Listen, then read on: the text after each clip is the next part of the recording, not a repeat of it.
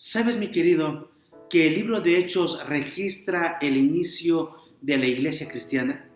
Hay un proceso que le permite animarse y a proclamar hasta llegar un momento culminante donde Dios interviene poderosamente. Sí, en el libro de los Hechos se narra la manera en que esta iglesia que nace con los apóstoles crece de una manera exponencial. La iglesia inicia, la iglesia ora y la iglesia termina. Esto es un llamado a la oración. Bienvenido.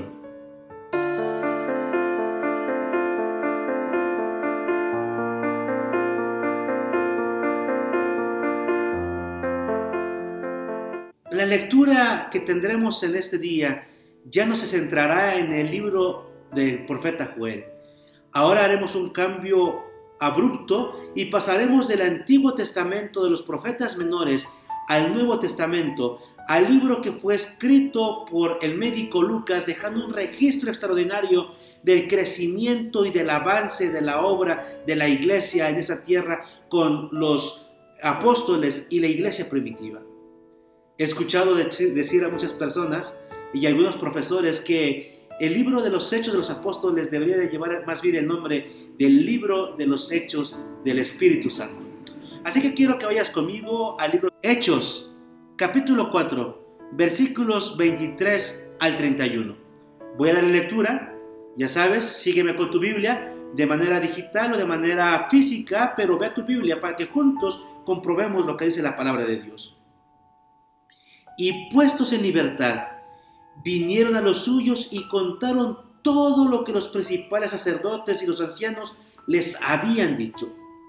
Y ellos, habiéndolo oído, alzaron unánimes la voz a Dios y dijeron: Soberano Señor, tú eres Dios, que hiciste el cielo, la tierra, el mar y todo lo que en ellos hay. Que por boca de David tu siervo dijiste: ¿por qué se amotinan las gentes y los pueblos piensan cosas vanas? Se reunieron los reyes de la tierra y los príncipes se juntaron en uno contra el Señor y contra su Cristo. Versículo 27.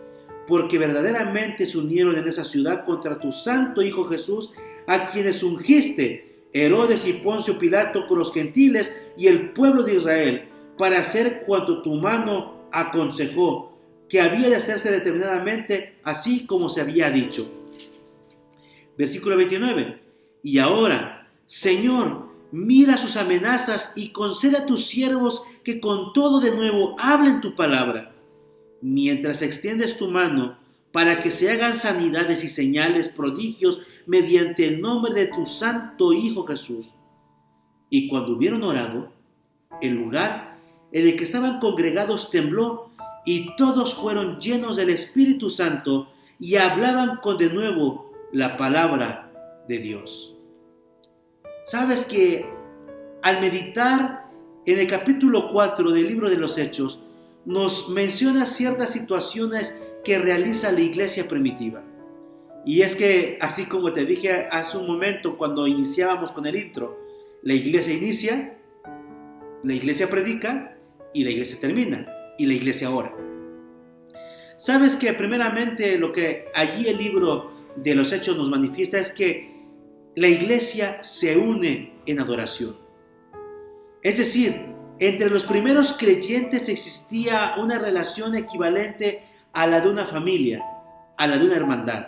Veremos que en otros pasajes ahí del libro de los Hechos dice que nadie tenía en común lo suyo y todo lo que tenían lo daban para repartirlo entre ellos, y entonces la obra crecía. ¿Sabes, mi querido? En estos 10 días se han analizado los mensajes de los 3 ángeles y la iglesia naciente y los momentos de prueba y cómo es que se han unido la iglesia para adorar a Dios como creador. Lo que coincide con el primer mensaje del primer ángel que se habla allí en el libro de Apocalipsis capítulo 14, versículo 6 en adelante. Y la iglesia remanente proclama esta etapa final del mundo. ¿Sabes? Quiero compartir contigo textualmente lo que dice Apocalipsis 14.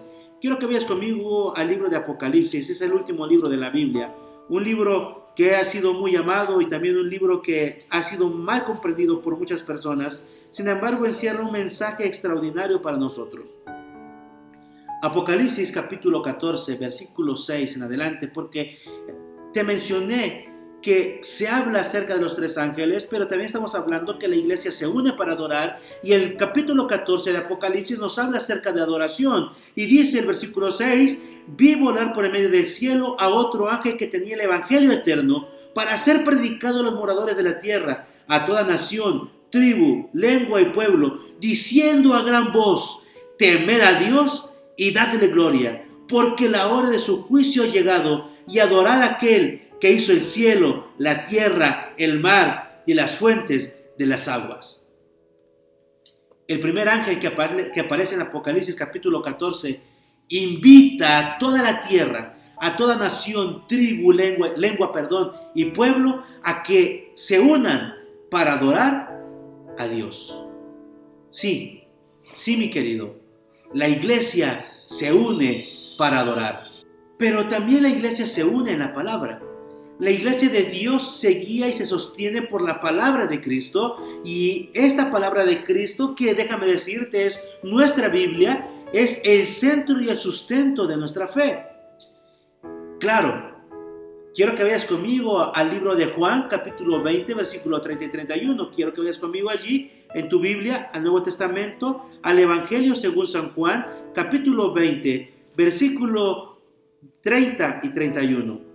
San Juan, capítulo 20, versículo 30 y 31.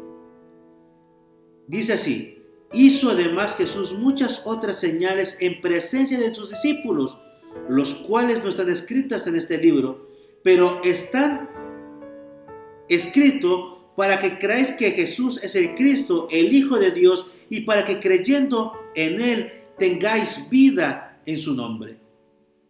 El cimiento del mensaje que tiene la palabra de Dios, esta Biblia, es Cristo. El estudio de la Escritura es para conocer a Cristo Jesús. Ya lo he mencionado anteriormente, lo que dice San Juan, que escudriñemos las Escrituras, porque en ellas os parece que tenemos la vida eterna, pero ellas son las que dan testimonio de Jesús. Todo se basa en lo que Jesús hizo, el ministerio que desarrolló para nuestra salvación en esta tierra. Por eso dice Juan, además de estas cosas hizo muchas otras señales. Y lo que se quedó escrito fue para nuestra salvación. Por lo tanto, la iglesia se une en la palabra.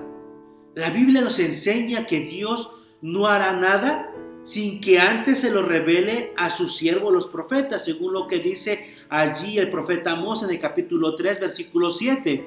Y entregó suficiente información, mi querido, para entender estos últimos tiempos de la existencia de la humanidad para la salvación de su pueblo. Sí, Dios dejó evidencia, demasiada evidencia, de lo que Él tiene preparado para nosotros. Y las profecías, mi querido, son un mapa en el caminar y transitar de la iglesia en la historia de esta humanidad. Esta combinación entre conocer a Cristo y dilucidar los tiempos en que vivimos por medio de la Escritura es una fortaleza de la iglesia. Y quiero recalcarte algo: la iglesia adventista del séptimo día se ha caracterizado siempre por ser una comunidad de creyentes que afirman sus creencias en un escrito está. Todo lo que creemos está aquí, en la Biblia. Todo el cúmulo de creencias, las 28 creencias fundamentales de la iglesia adventista, las fundamentamos en un escrito está. Y la interpretación bíblica que tenemos, la interpretación profética bíblica que tenemos, está basada también a un escrito está. También la iglesia se une en oración. La misión no solamente se centra en la acción humana, sino también en la intervención que Dios hace a través de una intervención divina. No es nuestro poder, es el poder de Dios. La iglesia primitiva tenía la plena confianza de que cuando clamaban y proclamaban el mensaje, Dios actuaba prodigiosamente. Una iglesia unida, fortalecida con la palabra de Dios, que ora por la salvación de los que no conocen a Jesús, será una iglesia poderosa que transmite la palabra con valor y contará con la mano de Dios extendida para manifestarse en la salvación de las personas. Sí, cuando la iglesia se une, Dios obra milagros extraordinarios. Por lo tanto, debe de animarnos a esto, a orar por poder. A orar para que el poder del Espíritu Santo, como decíamos el día de ayer, hablando acerca de que sería derramado el Espíritu Santo, sea el poder de Dios que nos motive cada día a proclamar el mensaje de salvación y llevar esperanza a aquellas personas que se pierden sin una esperanza en el corazón. Pero también debemos de orar por la salvación de otras personas. Debemos realizar oraciones intercesoras. Y solamente cuando lo hagamos así, veremos que Dios actúa de maneras increíbles. Por lo tanto, la iglesia primitiva era una iglesia unida para adorar a un Dios creador. La iglesia remanente termina su obra llamando a una convocación para adorar a Dios. Ya lo leímos allí en Apocalipsis capítulo 14, versículos 6 y 7, donde dice que todas las naciones, tribus, lenguas y pueblos deben de adorar a aquel que creó los cielos, la tierra y las fuentes de las aguas. Y sabes, mi querido, te animo para ser parte de esta iglesia poderosa que terminará la obra, pero la terminará siempre y cuando estemos unidos y firmes en la palabra de Dios y trabajando de nuevo por la salvación de las almas para que sean llenas del Espíritu Santo. Sí, quiero invitarte a que juntos podamos poner nuestro corazón en las manos de Dios y entonces vivir una vida como la que Dios pide de cada uno de los creyentes y de cada uno de sus hijos. Y solamente así llevaremos el mensaje de salvación a aquellos que no le conocen. Esto fue un llamado a la oración. El Señor te bendiga.